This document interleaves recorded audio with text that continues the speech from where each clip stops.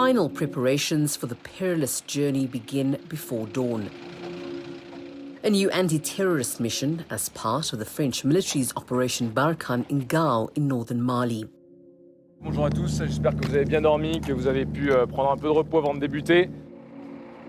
Captain Quentin and his men head off in a convoy of around 40 armoured vehicles en route to the Gouma region, one of the main terrorist hotbeds in the Sahel. They're in an area known as the three borders between Mali, Niger and Burkina. The Barkhane force multiplies operations like these in an attempt to prevent the Saharan branch of Islamic State from further establishing itself in the region.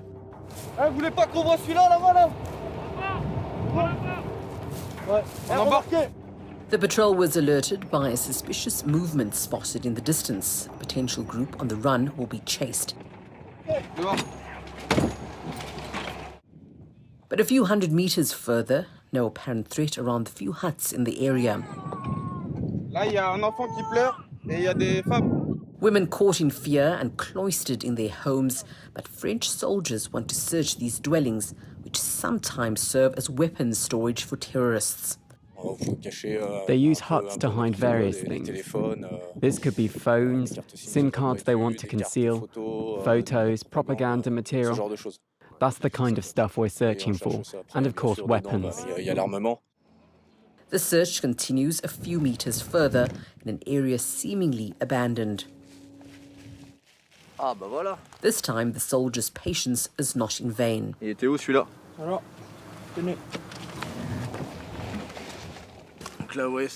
You see, it takes a little time, but we're getting somewhere. Here's what looks like a phone number and GPS coordinates. A telephone and GPS coordinates signs the presence of armed groups in the area, according to the French soldiers. Here, however, the alleged terrorists, having been warned of the troops' arrival, were a step ahead. A faster, more mobile jihadist enemy who knows the lay of the land, where most of the Barkhane-led operation is now taking place. That evening, in the bivouac camps of the French army, the day's warfare is recounted. Failing to control the thousands of square kilometers in this area, the French force deploys men there to try to disrupt jihadist networks. For Captain Julien, Barkhane is waging a permanent struggle, entering its 7th year. You might think we're fighting an endless battle, but I can assure you that from the inside, captures like today's deal them a hard blow. Seizing assault rifles, phones, money disrupts their logistics, and who knows, has helped prevent an attack on a Malian army camp. Preventing attacks on farmer camps, the Malian armed forces, is one of the Operation Barkhane's other priorities.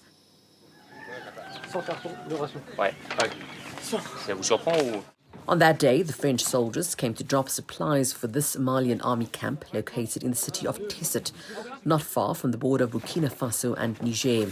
Food for Malian soldiers who lost more than 100 of their own in jihadist attacks at the end of 2019. They've already spent almost 8 months in the isolated makeshift post. Their replacements are yet to arrive, and when asked about the security situation, the answer is rather terse. Ça va ici. On a eu à faire de patrouille, certaines patrouilles. Avec la Barkhane aussi, ici. They're quite isolated here, but as they told me, the area is pretty calm. They haven't seen any terrorists or bandits in this town for several months now. Terrorist groups that are invisible but are reported to be in the region, according to Barkhane intelligence. In joint patrol on the banks of the Niger River, French and Malian troops enter the village of Lelehoy for the first time. It's a village that could be a logistics hub for terrorist groups between Mali and Niger. Juste au niveau de la mosquée à l'ouest de l'embarcadère, un regroupement de plusieurs personnels type masculin. The Malian and French soldiers will try to get as much information from the inhabitants who seemingly live under the yoke of the armed groups. By its presence here, Barkhane's trying to win the battle of hearts and minds. For several months, the French force has faced the rise of anti-French sentiment and criticism from part of Malian civil society on its military effectiveness. Under the shade of a tree, soldiers will try to establish dialogue with the elders of the village. Demande-leur c'est quoi les problématiques majeures de leur ville pour eux.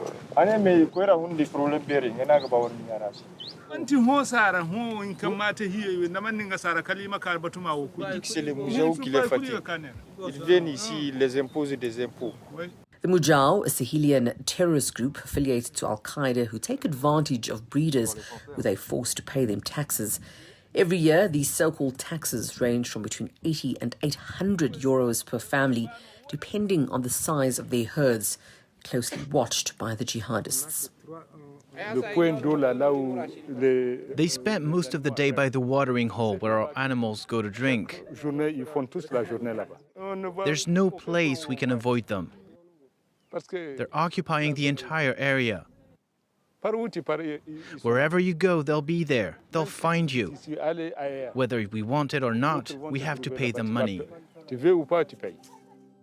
An air of resignation and no other choice for these villagers who expose themselves to potential reprisals by the jihadists by sharing information with the Barkhane force, a force that's faced more than ever with the challenge of a worsening security situation in this vast space.